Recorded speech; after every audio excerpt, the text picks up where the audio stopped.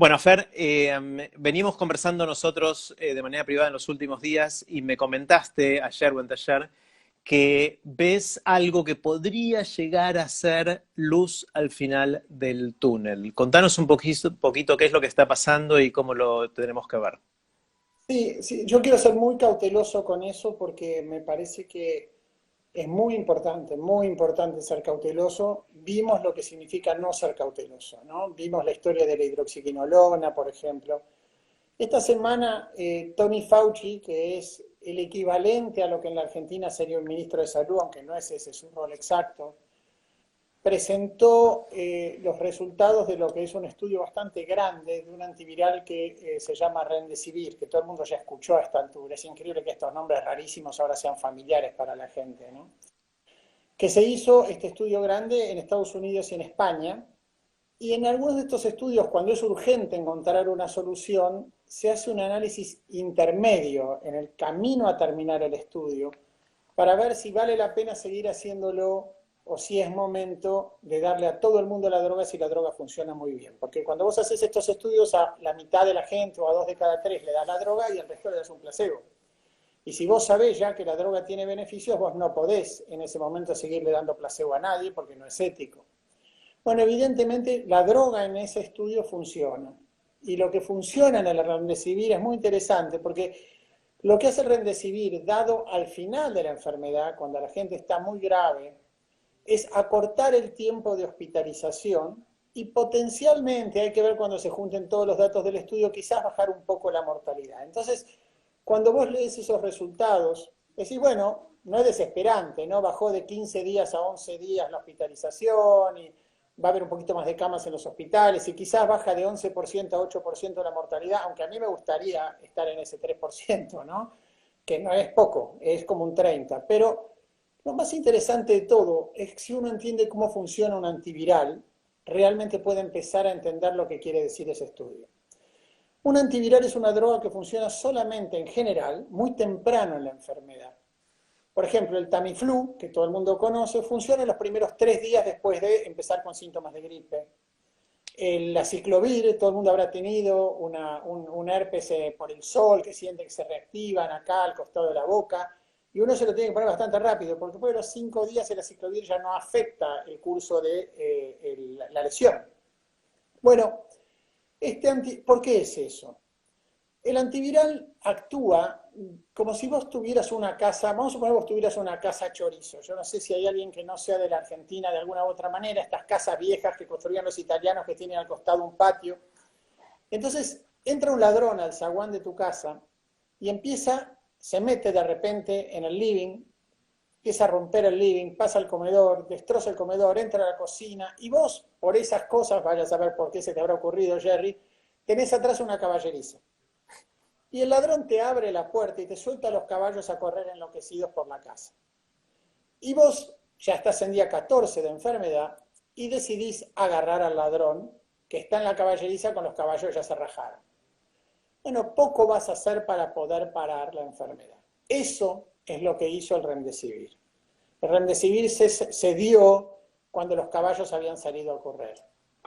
Es decir, que si el Remdesivir fue capaz en esa instancia de tener un efecto sobre el ladrón, sobre el virus, yo imagino, y esto es imaginación, pero también es intuición de muchos años de trabajar en este tema, que nuestros ojos tienen que estar puestos con qué va a hacer el Remdesivir cuando se los dé a alguien que tenga 2 días de síntomas, es decir, cuando el ladrón esté en el zaguán tratando de meterse en el living. Y yo intuyo que ahí el Remdesivir tiene buenas chances, vamos a ver, de funcionar mucho mejor. Y si eso es así, va a aparecer una droga que, con un poco de suerte, frene las cosas antes de tiempo y permita que esto se mejore, ¿no?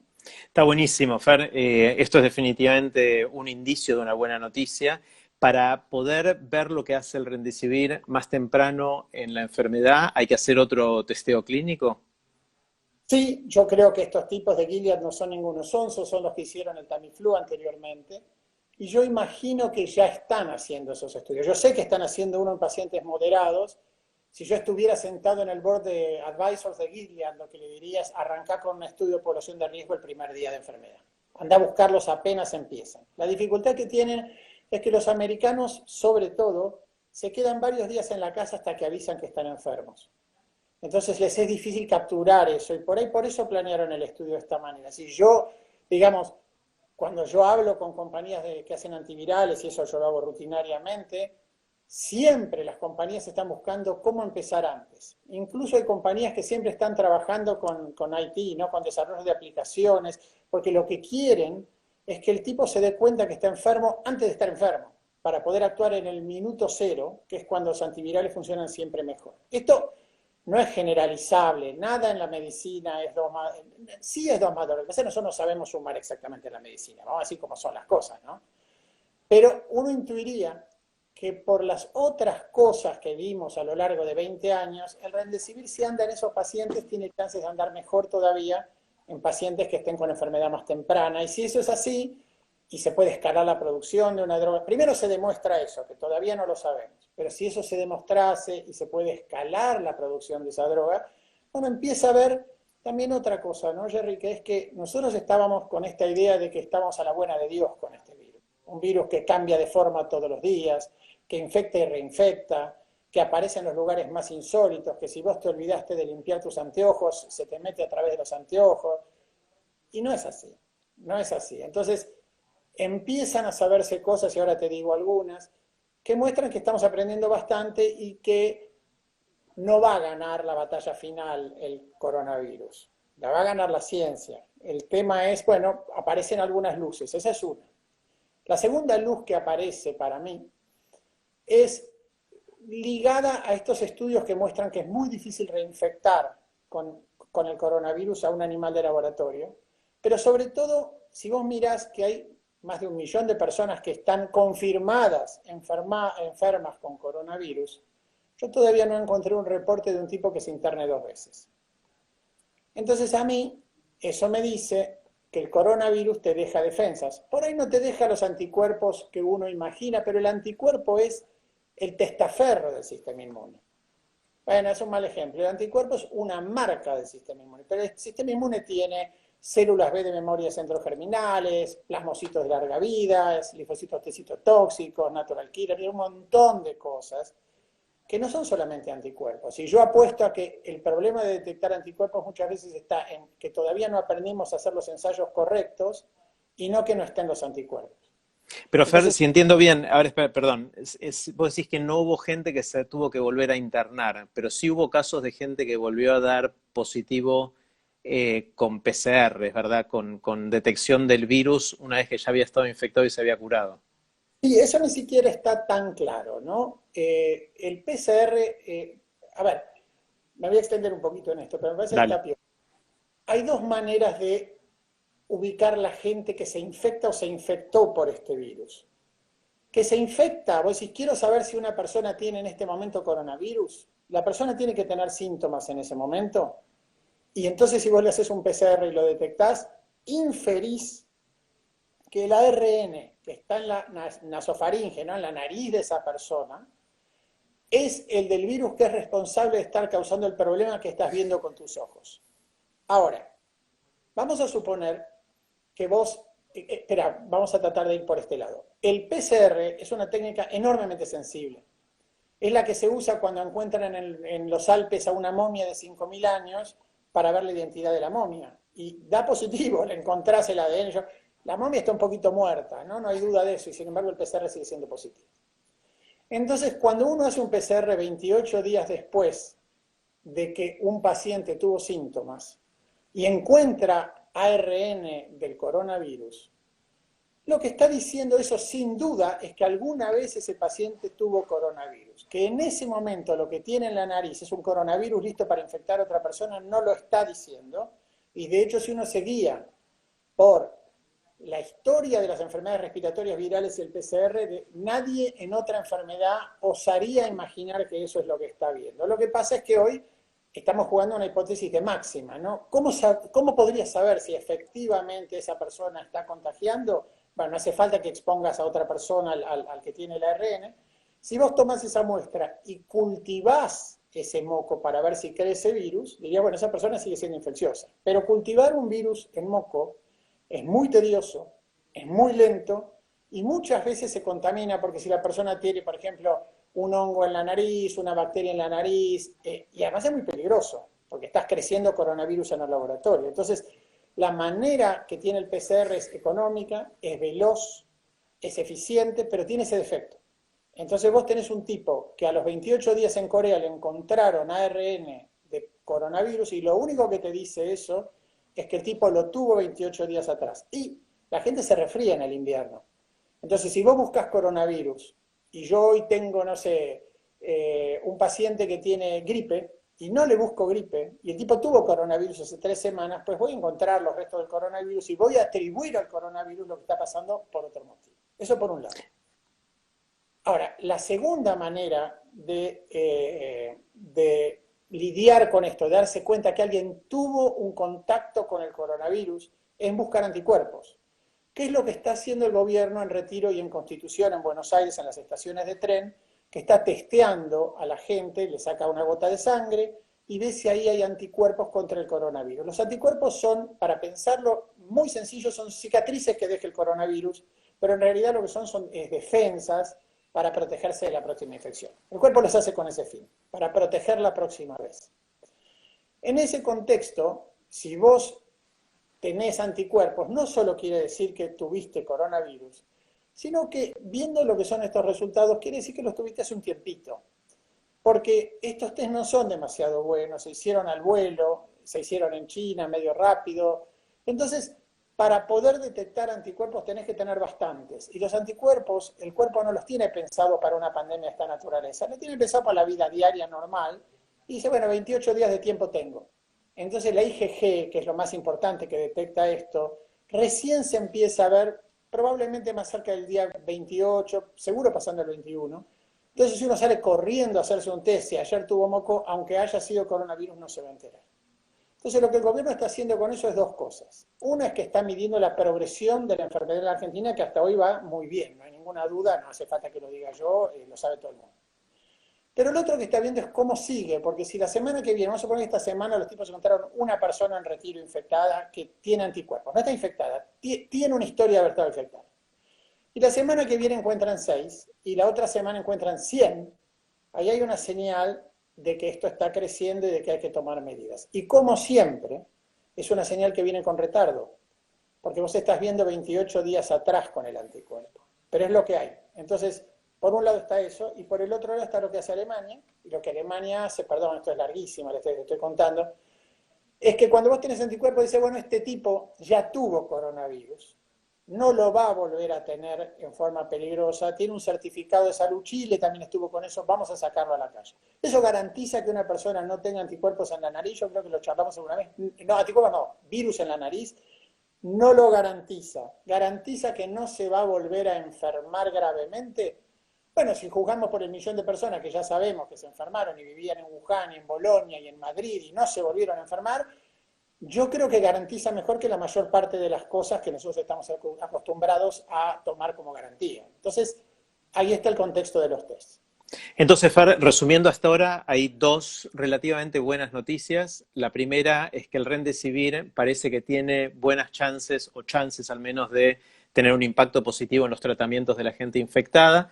Y el segundo es que hay evidencia bastante contundente, aunque indirecta, de que es muy difícil volver a enfermarse gravemente si ya tuviste el virus, cosa que es clave para la inmunidad colectiva y muchas cosas más, ¿no? Esas dos son buenas noticias, ¿no? Sí, yo diría que el Remdesivir justifica un estudio temprano, eso es lo que podríamos decir hoy, lo cual no es poco, porque con el estudio como estaba hecho, yo me quedé boquiabierto de que funcionó, yo no hubiera apostado, alguien me pidió que ponga un porcentaje, yo decía, no sé, 60%, pero no lo esperaba, y ahora vale la pena hacer ese estudio, hay que estar muy entusiasmado en ver los resultados de ese estudio. Y como vos bien decías, está esta idea de la protección por anticuerpos que deriva en una tercera noticia, que es que Oxford ha hecho un diseño de estudios clínicos que es un poquitito, yo diría, como no tradicional, pero los científicos que están atrás de eso, hay muchos tipos que son buenos, son muy buenos, son muy importantes, y que si llega a buen puerto, es muy probable que haya por lo menos una vacuna que tenga resultados, por sí o por no, para el último trimestre de este año. Cosa que es Y más rápida de lo que se hablaba al principio. estábamos hablando de 18 meses, ¿no? Entonces los tipos lo que han hecho es comprimir el diseño. Yo creo que esto va a ser complicado para la ciencia cuando termine, como hablamos la vez pasada, porque todas las etapas están medio salteadas en las cosas, así que, bueno, uno dice, si esta vacuna funciona, las cosas por ahí llegan un poquito antes a buen puerto. Vamos a esperar, ¿no? Esto no hay que cometer el error de, no, la vacuna es segura, seguro va a funcionar porque a los monos los protegió. Bueno, ok, vamos a ver. Pero yo creo que es otro estudio que merece ser hecho. Fer, te hago una pregunta que no entiendo bien cómo se testean las vacunas. La vacuna, contrariamente a un antiviral, como es el caso del Remdesivir, es preventiva. El Remdesivir estás tratando de curar a alguien que ya está infectado, que está enfermo. Con la vacuna estás tratando de prevenir que alguien se contagie. Para testearla, entiendo que tenés que tomar un grupo muy grande de gente, al azar, a algunos darle la vacuna, a otros darle un placebo o nada, y ver si hay una diferencia en el grado de contagio entre un grupo y el otro. Pero Correcto. la gente tarda en contagiarse. O sea, puede ser que no se contagie porque no tuvo exposición al virus. Entonces, ¿no es mucho más difícil testear una vacuna? Sí, es mucho más difícil, es mucho más ingrato, es Mm. muchísima más plata. Este es un estudio de 6.000 personas que va a hacer Oxford, pero yo he estado en esos estudios en otros contextos y de repente ese año tenés un año en que no. Ponele, imaginemos que Inglaterra ahora consume un montón de infectados y Boris Johnson ahora que estuvo en terapia intensiva y se dio cuenta que esto es serio y no como antes decía que no era nada y que no importaba porque pensaba que él no iba a estar en terapia intensiva, eh, cierra un montón de cosas y Inglaterra se calma, se apacigua, como se está apaciguando España, Italia, como todo Oriente se apacigua.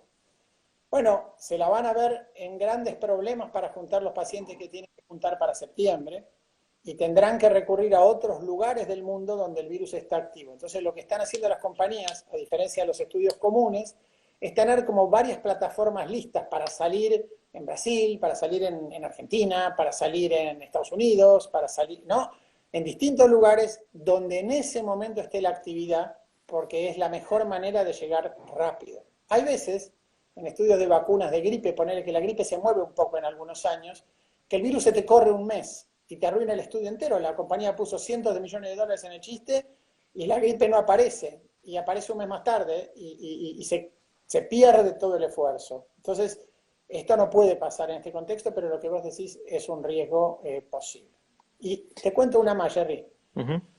Hay otra posibilidad de algo que yo creo que es el tema del Remdesivir es primero que funcione en los pacientes que nosotros imaginamos que podría funcionar mejor, ojalá, y aún en los otros, buenísimo, aunque no agrega tanto como si funciona en los pacientes más tempranos. Y después que escale la producción para que países como nosotros lleguemos a recibirlo en un tiempo razonable. No es lo mismo vivir en Nueva York, bueno, hoy gracias a Dios vivimos en Buenos Aires, pero nosotros dos, pero no es lo mismo vivir en Nueva York cuando viene una droga que vivir en Buenos Aires. Cuando se hace la lista de dónde la van a repartir, el primer lugar no es colegiales, digamos. La verdad es así. Entonces, esa es una limitación. Hay todo un movimiento bastante fuerte en el mundo entero que es el uso de plasma de convalecientes. Es decir, un tipo tuvo coronavirus, se pasó un tiempo ya sin tener coronavirus, está bien, y dona su plasma para que esos anticuerpos que produciría una vacuna inyectada a una persona, en este caso se los den prehechos a otra persona y le prevengan o le traten el coronavirus. ¿Se entendió la idea? Porque ahora Sí, voy... para entender bien, el plasma es esa parte de la sangre donde están los anticuerpos. Entonces, si alguien tuvo el virus, su cuerpo generó estas defensas, estos anticuerpos contra el virus, quedan en la sangre y sacándole un poco de plasma, filtrándolo, supongo, se le puede dar esos mismos anticuerpos a alguien que ya está infectado para intentar curarlo, ¿es así? Bueno, se puede hacer muchas cosas. Uno podría decir, por ejemplo, vamos a agarrar a un paciente que está muy grave y vamos a tratar de salvarle la vida dándole plasma, porque va a haber anticuerpos que se van a pegar al virus y vamos a tratar de bajar el problema lo más posible para salvarle la vida. Bueno, eso desde todo el punto de vista es inobjetable éticamente, ¿verdad? Estamos tratando de hacer algo por un paciente grave. El desafío va a ser que los caballos ya salieron de la caballeriza y esperar que tengamos la suerte de que en ese caso, como con el Remdesivir, y yo no veo por qué no podría pasar, porque puede pasar, esos anticuerpos frenen el curso de lo que está sucediendo porque el virus todavía esté jugando un rol importante y los pacientes anden bien. La segunda es dar marcha atrás y decir, bueno, cuando el paciente esté enfermo y empiece a ponerse grave, lo trato de parar. Le meto los anticuerpos se pegan al virus y lo tapan. Es como si fueran papeles que el viento mueve y tapan algo y no dejan que eso se conecte con nada.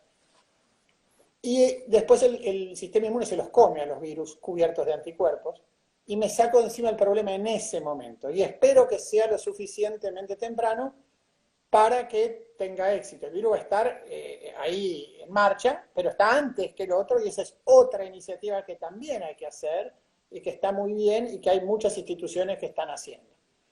Nosotros estamos pensando en una tercera estrategia, que es elegir una población de mucho riesgo, que son los pacientes mayores de 65 años que son hipertensos, obesos o diabéticos, y las personas mayores de 75 años. Es decir, que una persona grande esté en riesgo. Y a esas personas, cuando empiezan con el primer síntoma, ¿no? Y el primer síntoma puede ser un poco de fiebre, o un poco de tos, bueno, las típicas cosas que tiene el coronavirus, dificultad respiratoria, un poco de disnea, uno se agita, que yo, todo esto, testearlo rápido. Y tratar de que en el momento en que el virus está en el zaguán, lo capturemos con anticuerpos. Esa es nuestra idea. Todas las ideas hay que testearlas, no sabemos cuál va a funcionar, todas las ideas son buenas hoy. Nosotros confiamos que si lo agarramos muy temprano y tenemos suerte, pues vamos a tener una buena chance de transformar esto en algo mejor. Ahora, podemos estar completamente equivocados. Nosotros queremos que el coronavirus se vuelva en estas personas un catarro febril, como tenés cuando andás tosiendo un poco, digamos, en el invierno. Pero la verdad es que todos los investigadores se enamoran de sus ideas. Todos los investigadores creen que su idea va a salir bien, y esa es una de las peores cosas que le pasa a la ciencia. Porque ahí aparece este francés de Marsella, ya hablamos 20 veces del tipo, que ni siquiera tiene placebo, ni siquiera tiene un grupo que no recibe la intervención y termina haciendo daño con su intervención. Entonces, evidentemente hay que ser muy cauto. Yo estuve en muchos estudios que se festejaron antes de tiempo y hay que ver qué pasa. Pero si pasa, si tenemos la suerte de que funcione, y eso lo dirá el dato, ¿no? Alguien me manda un chiste que dice idea, idea, idea, y está el científico con la sonrisa, después dice dato y está el científico con la cara larga, ¿no? Y es muchas veces así, pero si sale bien, podría ser algo muy importante, porque vos podrías bajar la cantidad de gente en los hospitales, bajar la demanda de camas, mejorar mucho el prospecto de lo que puede ser esto, pero esto solo se hace en grupo, solo se hace con los hospitales que participan, solo se hace con las iniciativas, todas estas iniciativas. La nuestra es una iniciativa que intenta testear esto temprano. Para lo cual necesitas muchos donantes de plasma que hayan tenido coronavirus. Mira, sí, acá tenemos como 1000 personas mirando. Una cosa que nosotros queremos hacer es empezar a recabar información de toda persona que sabe que tuvo, cree que tuvo, pero no quiere saber si tuvo. No nos interesa hacer testeo, servicio de testeo. No es la función nuestra. Nosotros somos una organización pequeña y no es el fin de esto. Estaríamos perdiendo tiempo para todos, para los que se pueden enfermar después. Pero toda persona que tuvo, que sabe que tuvo o que conoce a alguien que tuvo, y que le diga a esa persona que se contacte con nosotros. Porque lo que nosotros queremos hacer, primero que nada, es un registro de todas esas personas que pueden ser donantes de plasma convaleciente. Y si son donantes de plasma convaleciente y esta estrategia u otra funciona, pueden salvar vidas. Y si no, pueden enseñarle con su plasma a los científicos que corrijan los errores que cometamos nosotros a hacer las cosas bien. Que es tan importante, es un poquito más decepcionante, pero es tan importante como para la ciencia, como tener un resultado, ¿no? Porque uno, mirando en qué se equivoca el anterior, es como aprende, si no, no hay manera de saber qué hacer. Entonces, toda persona que esté mirando, casi todos, ¿no? Nosotros conocemos a alguien que creemos que tuvo, a alguien por algún lado. Nosotros lo que queremos hacer desde la fundación, y lo hacemos digamos, esto lo hacemos en concierto con instituciones que estamos esperando que participen en Capital Federal, instituciones en Provincia de Buenos Aires, la Fundación Bill y Melinda Gates. O sea, es un esfuerzo grande que estamos haciendo. Estaría bueno si pueden dejarnos un nombre y un teléfono para que nosotros, cuando esto esté listo para salir, que va a ser a muy corto plazo, los contactemos y veamos si podemos tener algunos de todos ellos que estén dispuestos a ser donantes de plasma. Tanto para este estudio como para los ¿Cómo te demás. dejan, Fer? ¿A dónde hay que mandar ese mensaje? Bueno, esto es un infomercial ahora. Parece que sí, de repente sí, pero ya que lo tiraste hay que decir, porque si no... Bueno, nosotros tenemos un número de teléfono, que después también lo facilitamos a la Dirección Nacional de Epidemiología. O sea, la intención de esto no es hacer un banquete de plasma, sino tratar de generar todo el pool posible, porque puede llegar a funcionar, y si funcionase, va a ser muy bueno que los hospitales, que las clínicas, que tengan esto para dar. Entonces, si hay alguien, vamos a empezar a dar la vuelta por este lado, si alguien está donando a una de las iniciativas, que lo haga, que lo haga. Y si hay alguien que no lo hizo todavía y no lo pensó y se contacta con nosotros, pues fenomenal, ojalá podamos cambiar un poco esta historia. Y en ese caso, el teléfono es 11, porque es en Capital, 6221-3002. 6221-3002 es un WhatsApp y nos ponen el nombre y el teléfono, nada más. Y nosotros después los vamos a contactar para seguir desde ahí. Y ojalá funcione, pero nadie sabe. Esto puede ser que no funcione para nada. Las cosas son así, pero es la única manera de testearlas y saber. Está buenísimo, Fer. Respecto a las últimas semanas o hace 2 o 3 semanas atrás, hay estas 4 noticias que tienen signo positivo, no son concluyentes, no hay que entusiasmarse demasiado, pero dan esperanza, ¿no? Bueno, lo que muestran es que este no es un virus que anda mutando todos los días, como se intentaba decir al principio, y cambiando de forma. Este no es un virus que te va a volver a buscar cuando saliste del hospital y te va a matar en la segunda vuelta. Por ahí lo hace en algún caso excepcionalísimo, pero todavía no se escribió ese caso y el virus está en el mundo entero y a rolete. Este es un virus contra el que algún antiviral que no funcionaba para otras virosis funciona, y funciona en las peores condiciones de testeo, lo que significa que por ahí funciona mejor en las mejores condiciones de testeo, y que hay algún producto que ya usaba Maistegui en los años 50 en la Argentina contra el mal de los rastrojos, que hoy hay más de 100 estudios en el mundo, todo el mundo está pensando, bueno, hay una alternativa en plasma, veamos si funciona. Entonces, lo que yo quiero decir es, hay más de 100, hoy Bill Gates dijo, hay más de 100 vacunas, 100 plataformas de vacunas testeándose. No estamos huérfanos, ¿no? Estamos avanzando y tenemos la suerte de que en la Argentina la cuarentena funcionó muy bien. Entonces, tenemos un nivel de enfermedad que a mucha gente la lleva a preguntarse si esto verdaderamente era el problema que decían que era. Bueno, a esa gente yo lo que le digo es que hable con algún amigo que vive en Estados Unidos o en Europa y se va a convencer de lo que puede ser el coronavirus. Pero bueno, por suerte acá todavía estamos bajo control y por ahí no tenemos que esperar 18 meses. Tampoco va a pasar la semana que viene ni la otra, eso lo puedo garantizar, pero puede demorar menos y eso es un poquito de luz al fin de un túnel que se veía muy oscuro, ¿no? Sí, y esto tiene implicancias para la estrategia o los tiempos de salir de la cuarentena y de volver de a poquito a alguna vida más normal. Sí y no a tan corto plazo. Es Claro. decir, si uno lo dijera a mediano plazo, acá hay dos maneras de salir de la cuarentena. Generando defensas en toda la población, vos tenés una vacuna y proteges a todo el mundo, bueno, ya después el virus no existe, no importa. Eso va a suceder algún día por vacuna o porque la gente se haya infectado. El problema es que cuando no lo haces con vacuna, eso se paga en vida, porque si vos querés infectar a la población para generar inmunidad, no tenés hoy una herramienta para prevenir la muerte del que se vaya a morir. Es solamente atención médica de soporte y que gana el mejor, ¿no? La atención médica de soporte o el virus. Cuando aparece el Remdesivir, eso cambia. Porque si vos tenés una posibilidad de tratar, bueno, un poquitito ya pareciera que si esto es, y este es un estudio serio, anunciado por el NIH, o sea, no es una pavada de esas que aparecen por cualquier lado, bueno, ahí aparece ciertamente una oportunidad. Vamos a ver, la primera parte es esa.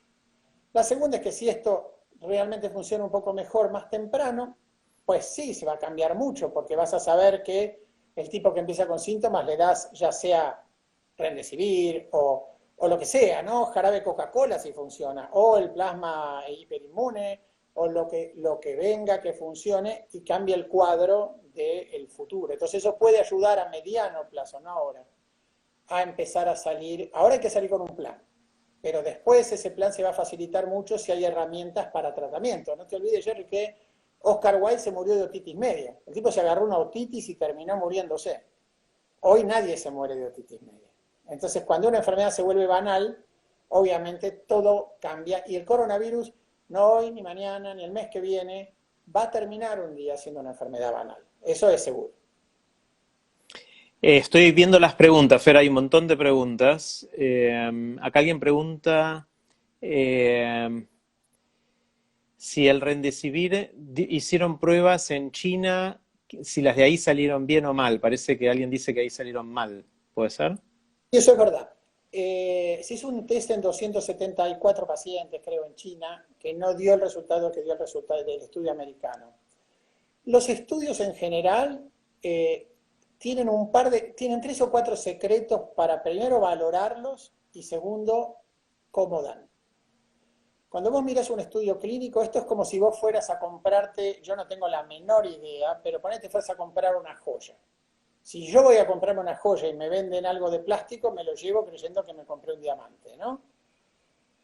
Lo que hace a un diamante en un estudio clínico es que se sortee sin ningún sesgo quién va a recibir qué, si la droga o el placebo entre los participantes, y que todos los que están participando en el estudio clínico, empezando por los que administran la droga y siguiendo por los pacientes, estén ciegos a saber qué están recibiendo.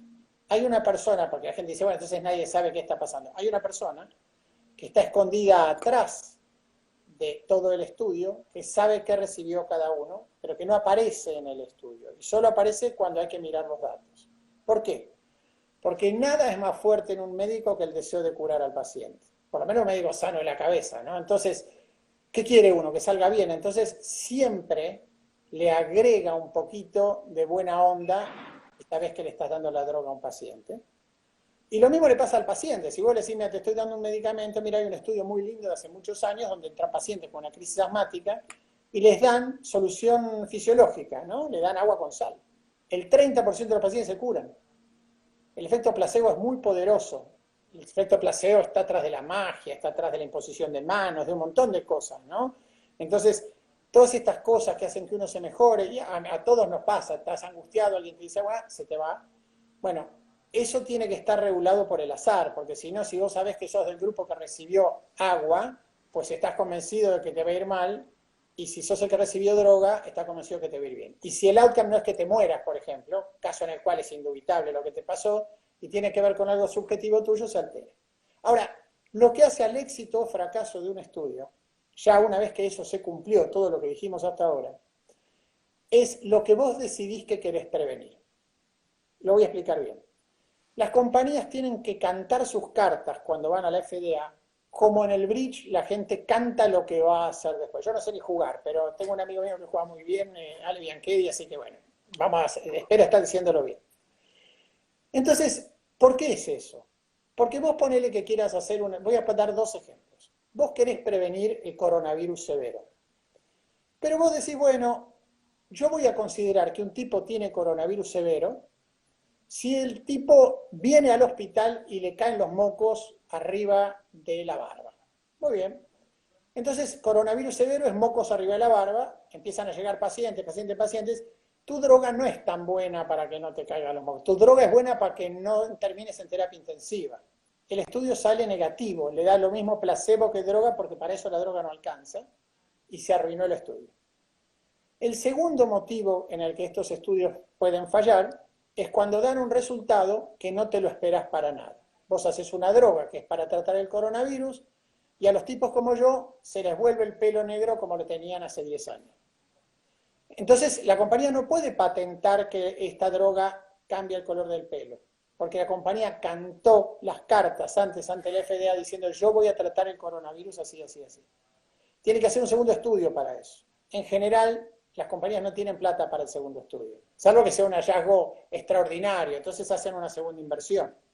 Pero eso es, no sé, el Viagra fue una de esas situaciones. Los tipos vieron eso y dijeron, uy, hay que hacer otro estudio. Pero en general no se hace otro estudio y ahí se pierden productos. El estudio de Estados Unidos tiene una marca de llegada, un endpoint primario, un resultado, que es el tiempo de necesidad de atención hospitalaria, etcétera, etcétera. Y funcionó. Si otro estudio dice vamos a medir X, pues puede fracasar. Hay que saber elegir esos endpoints y esa es una tarea casi artesanal, ajedrecística, porque ahí es donde mueren la mayoría de los estudios, porque las compañías, o por ejemplo, no quieren gastar tanto y se enamoran de un endpoint que no van a llegar a lograr, entonces buscan algo muy fácil de detectar para tener menos pacientes en el estudio, porque cuanto más frecuente es lo que estás buscando, menos pacientes necesitas, o ponen un endpoint muy difícil de lograr, entonces no juntan los suficientes pacientes. Esas son las variantes. Entonces no hay que mirar todos los estudios igual, hay que leer los detalles. Y este Fer, estudio... no, perdón. No, No, no, te iba a digo, decir, hay otra pregunta que, de hecho, hay dos o tres que preguntaron lo mismo, que es, parece que hubo varios casos de trabajadores de la salud que se infectaron, quizás más de lo que uno esperaría respecto a la muestra poblacional general. ¿Están en mayor riesgo por estar en los hospitales? ¿Cuál es la situación? sí, sí, sin duda. Están en mayor riesgo por estar en los hospitales, están muy frecuentemente expuestos al virus. Y hay una cuestión de dosis, ¿no? Si yo te quiero hacer un incendio con un fósforo, es muy distinto que si yo te quiero armar un incendio con una antorcha. Y el trabajador de la salud está expuesto a la antorcha. Está parada entre gente que tiene mucho virus, que está muy enferma, muchas horas por día. Por eso de repente se vio en Italia y en China un montón de muertes de médicos, que uno diría con esa edad, ¿por qué? Si se lo hubieran agarrado en la calle hubieran estado unos días en cama. Lamentablemente eso es verdad. Y por eso es tan importante proteger a los médicos, a las enfermeras, a los camilleros, protegerlos obsesivamente, porque ellos sí que están expuestos a una situación mucho más grave que la que todos nosotros cuando vamos al supermercado. Hay dos personas que preguntan respecto a la idea del plasma. Lo primero es si es segura la donación de plasma. ¿Hay algún riesgo para la persona que dona plasma? Y cuando decide la gente donar plasma, se tiene que informar, y eso es obligación, porque los que los contactan para donar plasma son los bancos de sangre que se ocupan de la donación de plasma, de detallar los riesgos de la donación. Esto se hace rutinariamente, ¿no? Pero todo tiene riesgos, ¿eh? Porque si yo ahora voy y me compro un boligoma y me lo como y soy alérgico a algún componente, pues tengo riesgo. No hay nada sin riesgo en la vida. No es una actividad de alto riesgo, pero hay que informarse debidamente antes de consentir a hacerlo. Yo, la verdad, no quiero minimizar eso, pero es una cosa natural que, qué sé yo, he tenido parientes internados y lo he hecho. No es algo que uno pensaría que pone en riesgo a la persona normalmente, pero no está exenta, como todo, de algún riesgo. ¿Y en qué consiste? ¿Cómo es? Si yo voy a donar plasma, ¿qué tengo que hacer y cuánto demora? ¿Cómo es el procedimiento? Bueno, la verdad que lo que es bastante variable, depende un poquito dónde se hace y qué es exactamente el procedimiento. El procedimiento que se hace normalmente ahora en esto se llama plasmaféresis. Lo que hacen es que te sacan la sangre y te devuelven, no te sacan toda la sangre, te sacan más o menos, vamos a suponer, 600 centímetros cúbicos de sangre, que es como un poquito más de medio litro, permite eso, y te reponen líquido, ¿no? Y te reponen los glóbulos rojos. Entonces vos no te quedas anémico, no te vas de ahí blanco como el papel, y lo que dejas ahí es la fracción que tiene los anticuerpos. Eso es lo que está haciendo mucha gente, ¿no? Hay un montón de lugares en Buenos Aires donde esto, en el mundo, donde esto está en movimiento, y si uno pasó unos días internado o asustado, bueno, yo creo que es una muy buena oportunidad para ayudar. Preguntan por el nombre de la fundación. La fundación nuestra se llama Fundación Infant, es increíble que es difícil, ¿eh? Sí, sí, mira, nosotros tenemos gente haciendo, más allá de esto, y ya que estamos alguna vez tenemos que aprovechar, nosotros tenemos tipos que están mirando qué pasa con la gente que se muere de coronavirus y viendo los tejidos financiados por la Fundación Gates, se llama Mauricio Caballero el que lidera ese programa, a Romy Lipster mucha gente la conoce, bueno, está en 200 proyectos de estos, en este proyecto realmente lidera toda la logística de lo que hacemos. Tenemos centros en Brasil que trabajan en enfermedad pulmonar por coronavirus, algunos habrán visto un señor pelado que se llama Renato Stein, que es un brasilero que sale ahora en la televisión, que es nuestro director en Brasil. bueno, gente por todos lados. Tenemos a Gastón Hoffman, que es un chico que, bueno, yo le digo chico, pero es un investigador con 7 años de formación en Estados Unidos, en Alabama, en Cincinnati, en Chicago, que trabaja junto con Fundasamin, que es una organización para los chicos más pequeñitos, los prematuros, armando una red enorme para estudiar el coronavirus en prematuros y en embarazadas. O sea, nosotros estamos afuera trabajando muy duro para tratar de ayudar con esto.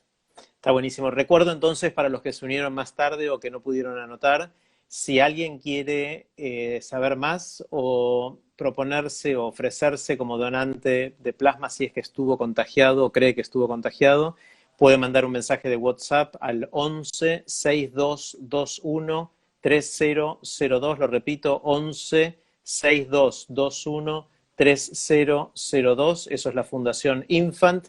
Y no sé si Fer o alguien de la Fundación les va a responder a ese mensajito. Sí, y nosotros no tenemos la verdad, y si alguien quiere hacerlo en italiano o en semico, otro lado, y contribuir a otro programa, también está muy bien. Hay que tratar de contribuir, y nosotros somos una alternativa de esto y esperamos que todas tengan el plasma para que solucionemos, o tratemos de ver si se puede solucionar esto lo antes posible. Bueno, Fer, nos das muchos motivos para tener esperanza, para tener optimismo de mediano plazo. De nuevo, no cantemos victoria porque falta un montón para que estas cosas avancen y se confirmen, pero son 4 buenos indicios que compartiste hoy que me hacen transitar este fin de semana con una pequeña sonrisa. Así que gracias, Fer. No, gracias a vos. Yo creo que vivimos con esta sombra permanente, ¿no? Estas nubes negras que están arriba, y bueno, si se ve un rayito es bueno por lo menos saber que existe, me parece. Buenísimo. Bueno, gracias a todos los que participaron, mandaron un montón de preguntas. Creo que hice las principales, perdón si no hice alguna. Y bueno, nos volveremos a encontrar acá seguramente en las próximas semanas. No sé si el sábado que viene o el otro, cuando haya novedades interesantes para que Fer nos cuente. Así que gracias, Fer, de nuevo, y gracias a todos. Chau.